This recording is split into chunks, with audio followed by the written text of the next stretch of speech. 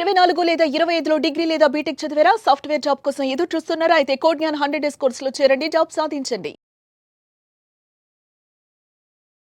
Welcome to Suman TV. నేను మీ Suman TV Nag. నరదృష్టి ప్రభావం జనరల్గా ఇది ఎన్ని రకాలుగా ఉంటుంది?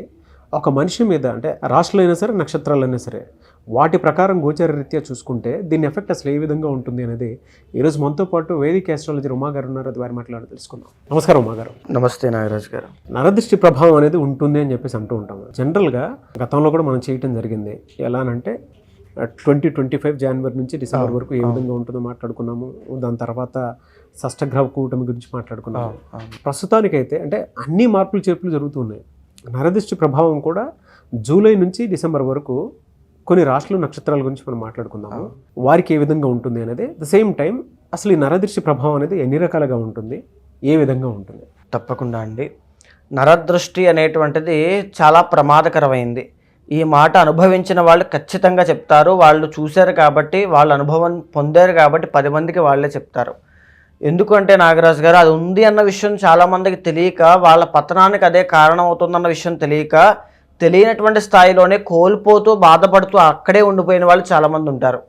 అయితే ముఖ్యంగా ఇందులో 5 రకాలుగా విభజించబడి ఉందండి. మొట్టమొదటిది నరదృష్టి, అంటే సామాన్య నరదృష్టి ఒకటి ఉంటుంది. అంటే మనం జనరల్గా ఇలాగ ఏదైనా కొత్త బట్టలు వేసుకున్నా, కొత్తది ఏదైనా ఫోన్ కొనుక్కున్నా, ఏదైనా కొత్త వాచ్ కానీ, బాగా కనిపించేటువంటి ఏదైనా కొనుక్కున్నా, ఫంక్షన్కి ఎక్కడికైనా వెళ్ళినా, ఆడవాళ్ళు ఎస్పెషల్లీ నగలు వేసుకుని ఎక్కడికైనా శుభకార్యాలకు వెళ్ళి వచ్చిన తర్వాత తలనొప్పి వచ్చేస్తుంది బాగా అని చెప్పి బాధపడుతూ ఉంటారు.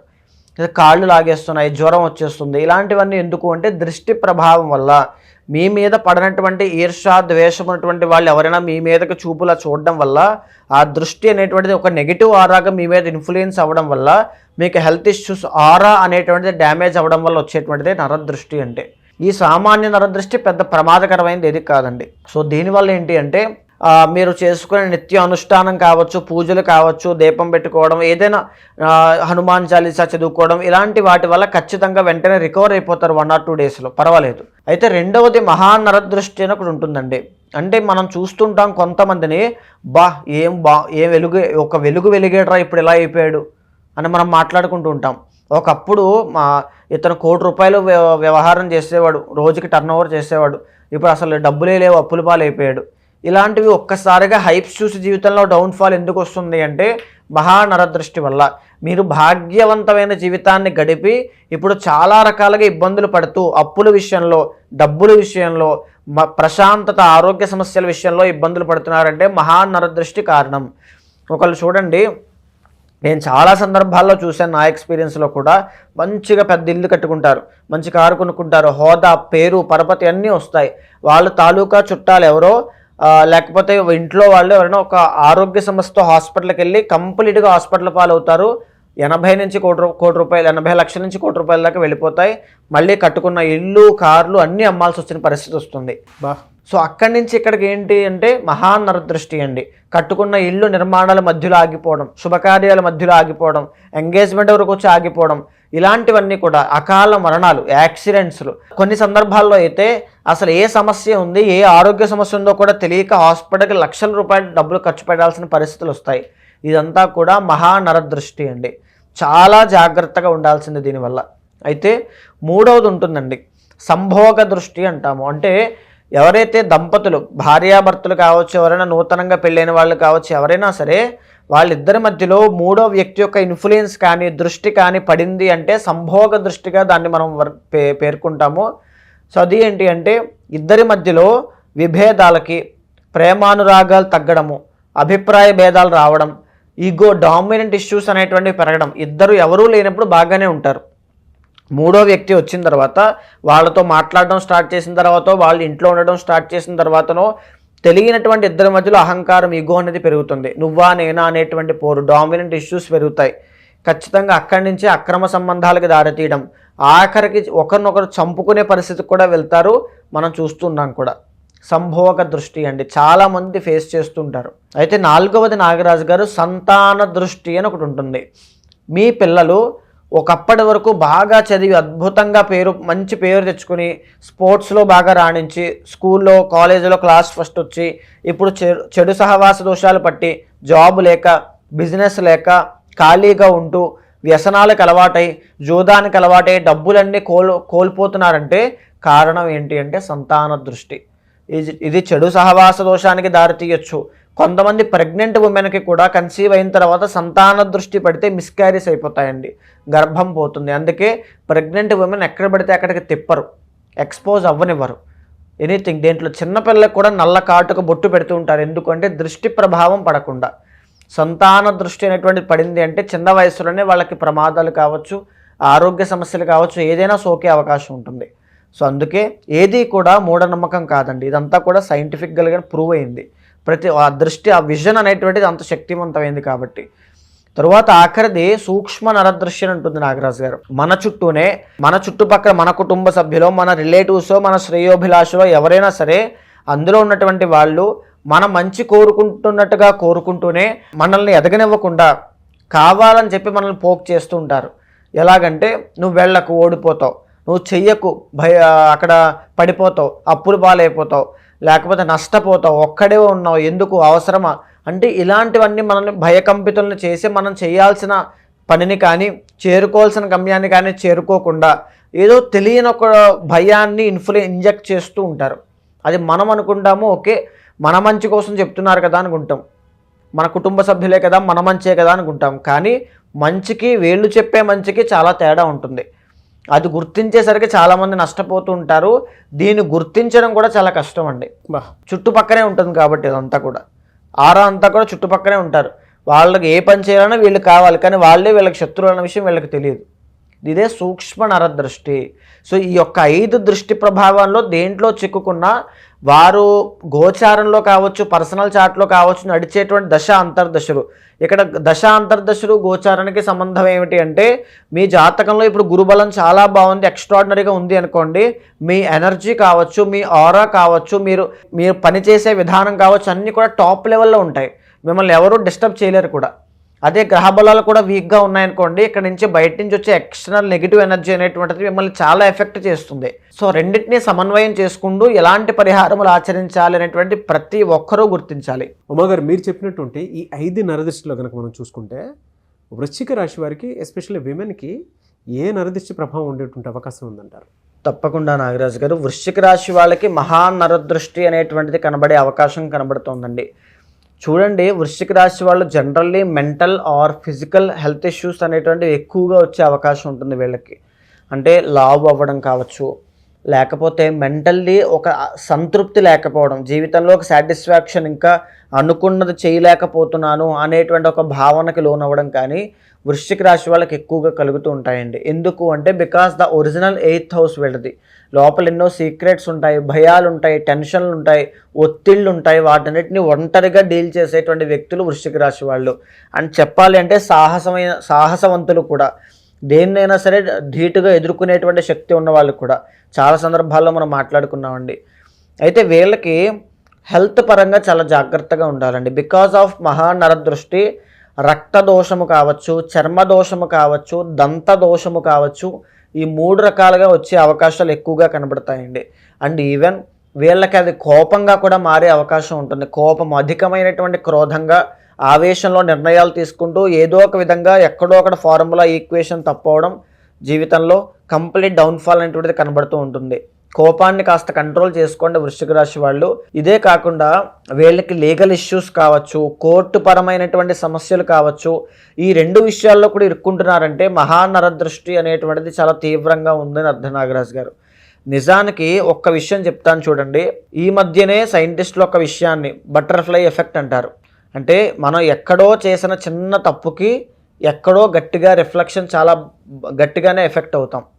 అంటే అది ఇక్కడ మనం ఈరోజు అప్పు కానీ ఆర్థిక సమస్యలు కానీ చూస్తున్నామంటే ఏదో రోజు మనం దుబారాగా లగ్జరీగా ఖర్చు పెట్టిన ఖర్చే దానికి కారణం అవుతుంది. అలాంటి ఆలోచన పుట్టడానికి కారణం ఈ మహానరదృష్టి. ఆ దృష్టి ప్రభావంలో, ఆ మోహంలో పడి ఖర్చు పెట్టేటువంటి దాంట్లో అప్పులు పాలవడం కానీ, జోదంలో ఓడిపోవడం కానీ, వ్యసనాలకి బానిసవడం కానీ ఇలాంటి సందర్భాల్లోనే జరుగుతాయి నాగరాజు గారు. మహానరదృష్టి వీళ్ళకి ఎక్కువగా ఉంటుంది. ఇదే కాకుండా ద ఒరిజినల్ 7th లార్డ్ అయినటువంటిది వీళ్ళకి శుక్రుడు అవుతారు. వీళ్ళకి లవ్ మ్యారేజ్ చేసుకునేటువంటి యోగం ఉంటుంది. కానీ పెళ్లి తరువాత కావచ్చు, ఒక రకమైనటువంటి గ్రోత్ అనేటువంటిది అంత కనబడదు. దానివల్ల వచ్చే సాటిస్ఫాక్షన్ లేకపోవడం, ప్రశాంతత లేకపోవడం ఇలాంటివి చూస్తారు. ఎందుకు అంటే స్పౌస్ దగ్గర నుంచి వచ్చే ఫ్యాంటసీస్ కావచ్చు, ఆ కోరికలు ఎక్స్పెక్టేషన్స్ కావచ్చు, వాటిని ఎలాగైనా రీచ్ అవ్వాలని పరిగెట్టి అలసిపోయి చాలా ఇబ్బంది పడుతూ ఉంటారు. ఇలాంటివి వృశ్చిక రాశి వాళ్ళకి చాలా ఎక్కువ ఉంటాయండి. ద ఒరిజినల్ 12th లార్డ్ కూడా వీళ్ళకి శుక్రుడే. అంటే ఎస్పెషల్లీ విమెన్ రిలేటెడ్లోనే ఎక్కువగా సమస్యలు పడే అవకాశం ఉంటుందండి. పెళ్లి తర్వాత కొంచెం ఇబ్బందులు ఎక్కువగా రావడం, వ్యసనాలకి అలవాటు పడడం, లేకపోతే జోదం కావచ్చు, ఆర్ లగ్జరీగా ఖర్చులు అయిపోవడం. అంటే వీడు కావాలని చేస్తున్నారన్న విషయం చెప్పడం పాయింట్ కాదు. ఖర్చు అయిపోతాయి, డబ్బులు నిలబడవండి, విపరీతంగా డబ్బులు ఖర్చు అయిపోతాయి. రూపాయి వస్తున్నాయంటే రూపాయిన్నర ఖర్చు ఆల్రెడీ ఉంది అని మీరు ఫిక్స్ అయిపోవచ్చు. అందుకే రూపాయి వచ్చిందని కూడా మీకు అర్థమైపోయి ఉంటుంది. నాకు చాలా వరకు నేను చెప్పేవన్నీ కూడా వాళ్ళకి కనెక్ట్ అయిపోతూ ఉంటాయండి ఖచ్చితంగా. ఇది మహానరదృష్టి యొక్క ప్రభావం అండి నాగరాజ్ గారు. దీని నుంచి బయటపడాలంటే ఎలాగా? సుబ్రహ్మణ్య స్వామి యొక్క ఆరాధన వృశ్చిక రాశి వాళ్ళు చేస్తే కనుక అద్భుతమైనటువంటి పరిహారంగా కనబడుతుందండి. ఎవ్రీ ట్యూస్డే, ప్రతి మంగళవారము కూడా సుబ్రహ్మణ్య ఆలయానికి వెళ్ళి ఒక ఎర్రని గుడ్డలో స్వామికి ఎర్రని పుష్పములు, కందులు, తరువాత ఈ యొక్క దానిమ్మ పళ్ళు, వెండి సర్పము అన్నీ మూటగా కట్టి స్వామికి సమర్పించడము, లేదా షణ్ముఖుడు కాబట్టి స్వామి 6 ముఖాల గల సర్పాన్ని దానంగా ఇవ్వడం కానీ ఏదైనా చేసినట్లయితే ఈ యొక్క నరదృష్టి కావచ్చు, మహానరదృష్టి కావచ్చు, ఏదైనా సరే వాహన ప్రమాద గండములతో సహా అన్నీ తొలగిపోతాయండి. ఇవే కాదు నాగరాజు గారు, వృశ్చిక రాశి వాళ్ళకి ఈ మహానరదృష్టి యొక్క ప్రభావం వల్ల కోర్టు సమస్యలండి, ల్యాండ్ డిస్ప్యూట్స్, భూ వివాదాలు, రియల్ ఎస్టేట్ వ్యాపారంలో ఉన్న వాళ్ళకి బాధ ఏంటో తెలుస్తుంది. నేను ఎంతోమందిని కళ్ళారా చూశాను. కష్టపడి వచ్చిన డబ్బులంతా కూడబెట్టి ₹1,00,00,000 పెట్టి ఒక ల్యాండ్ కొని అది వాళ్ళు రిజిస్ట్రేషన్ చేయక మోసం చేస్తే ఆ డబ్బు రాక, ల్యాండ్ రాక చాలా ఇబ్బంది పడుతూ సంవత్సరాలుగా తిరిగేటువంటి వాళ్ళు చాలామంది ఉన్నారు. వాళ్ళకి కూడా మహానరదృష్టి వల్లే ఈ యొక్క జరుగుతుంది. చండీ హోమము అనేటువంటి జరిపించండి, కరుంగళి మాల వేసుకోండి, కుజుడి యొక్క బలం పెరుగుతుంది, సుబ్రహ్మణ్య ఆరాధన చేయండి. ముఖ్యంగా మీ పర్సనల్ చార్ట్ చూసుకుని మీరు ఏదైనా ఒక వస్తువు కొంటున్నారు లేదా ఒక దగ్గర డబ్బులు పెట్టుబడి పెడుతున్నారు అనుకుంటే అక్కడ మీ జాతకంలో చార్ట్లో ఎలాంటి గ్రహగతులు ఉన్నాయి అనేటువంటిది గమనించిన తర్వాతనే ముందుకు వెళ్ళండి తప్ప కంగారు పడిపోయి మీరు ముందు డబ్బులు ఖర్చు పెట్టద్దు. మీకున్నటువంటిది ఆ దోషం అదొక్కటే. సో ముఖ్యంగా ఈ జూలై దగ్గర నుంచి డిసెంబర్ దాకా వీళ్ళకి చూస్తే నాగరాజు గారు, అక్టోబర్ దాకా వీళ్ళ లైఫ్లో కొంచెం ఛాలెంజెస్ అనేవి ఎక్కువగా కనబడుతూ ఉన్నాయి. ఎలాంటి ఛాలెంజెస్ వస్తాయి అంటే ఫైనాన్షియల్ ఛాలెంజెస్ అండి. డబ్బు అనేటువంటిది రాదు. ఎంత కష్టపడతారో, ఎంత శ్రమ పడతారో, పొద్దు నుంచి సాయంత్రం దాకా తిరిగినా వీళ్ళ కష్టానికి తగినటువంటి ప్రతిఫలాన్ని వీళ్ళు అనుభవించలేకపోతూ ఉంటారు. దానివల్ల వచ్చేటువంటి మనశ్శాంతి లేకపోవడం, నిద్ర పట్టకపోవడం, హెల్త్ ఇష్యూస్ కావచ్చు, మాటలు పట్టడం, నెగిటివ్గా పోర్ట్రే చేయడం, ఇలాంటివన్నీ కూడా అక్టోబర్ దాకా కనబడుతూ ఉన్నాయి.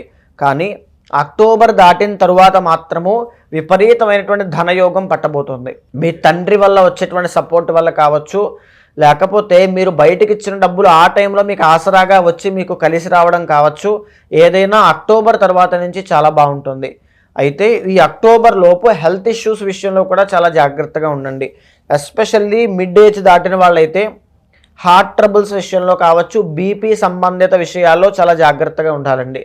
అదే ఈ మిడ్ ఏజ్ లోపల ఉన్న వాళ్ళైతే డయాబెటీస్ విషయంలో, బికాజ్ గురుడు అనేటువంటి ఆయన ఈ డయాబెటీస్కి సంబంధించినటువంటి ప్లానెట్ కాబట్టి వెరీ వెరీ కేర్ఫుల్గా ఉండాలండి. దీంతో పాటుగా మీకు 5వ స్థానంలో శనైశ్వర సంచారము, 4వ స్థానంలో రాహుగ్రహ సంచారము నడుస్తూ ఉన్నాయి. కుటుంబ పరంగా పెళ్ళైన తర్వాత ఏదైతే కుటుంబము, భార్య లేదా భర్త, పిల్లలు ఉంటారో ఆ కుటుంబ పరంగా వచ్చేటువంటి స్ట్రగుల్స్ని చూస్తుంటారు కానీ బయటికి చెప్పలేరు. ఆ వేదన, ఆ బాధ కూడా బయటికి వ్యక్తపరచలేరు. నిరంతరం భగవత్ అనుగ్రహం కావాలి అంటే ఏదైనా ఒక మంత్రాన్ని తీసుకోండి, ఆ మంత్రాన్ని నిత్యం చాంట్ చేయండి. రోజు 3 సార్లు పాటు, ఉదయము, మధ్యాహ్నము, సాయంత్రము ఆ మంత్రానికి సరెండర్ అవ్వండి. మీ పర్సనల్ చార్ట్ చూసిన తర్వాత మీ జాతకంలో మంత్రసిద్ధి ఏ దేవత తొందరగా అనుగ్రహిస్తారనేటువంటి తెలుస్తుంది. దాని ద్వారా మంత్రం తీసుకుని ఆ మంత్రాన్ని నిత్యం జపం చేయండి. వితిన్ డేస్లోనే అద్భుతమైన ఫలితాలు చూస్తారు. అయితే చాలామంది గోచారి రీత్యానే కాకుండా పర్సనల్ చార్ట్ త్రూ వాళ్ళ జీవితంలో విద్య, ఉద్యోగం, వ్యాపారం, ఆర్థికం లాంటి విషయాల్లో అసలు ఎలా ఉంది, ఏ విధంగా ఉంటుంది అనుకుంటే కొంచెం యాంగ్జైటీ ఉంటుంది. వేదిక్ ఆస్ట్రాలజీ ఖచ్చితంగా ఫాలో అయ్యేటువంటి వాళ్ళకి మాత్రం ఒక రెమెడీ కావాలనుకుంటారు. మిమ్మల్ని అప్రోచ్ అవ్వాలంటే ఎలా అండి ప్రాసెస్? తప్పకుండా నాగరాజు గారు, ఇక్కడ మనం మాట్లాడుకునేటువంటి అంశాలన్నీ కూడా గోచారానికి సంబంధించి ధర్మపరమైన విషయాలు మనం చెప్పుకుంటున్నాం, కానీ పర్సనల్ చార్ట్ అనేటువంటి విషయంలో వాళ్ళు ఎలాంటి సమయాల్లో ఇబ్బంది పడతారు, వాళ్ళకి ఎప్పుడు శుభం జరుగుతుంది. ప్రతి ఒక్కరి చార్ట్లో నాగరాజు గారు నా ఎక్స్పీరియన్స్తో చెప్తున్నాను, ప్రతి ఒక్కరికి కూడా ఒక రాజయోగ గ్రహం ఉంటుంది.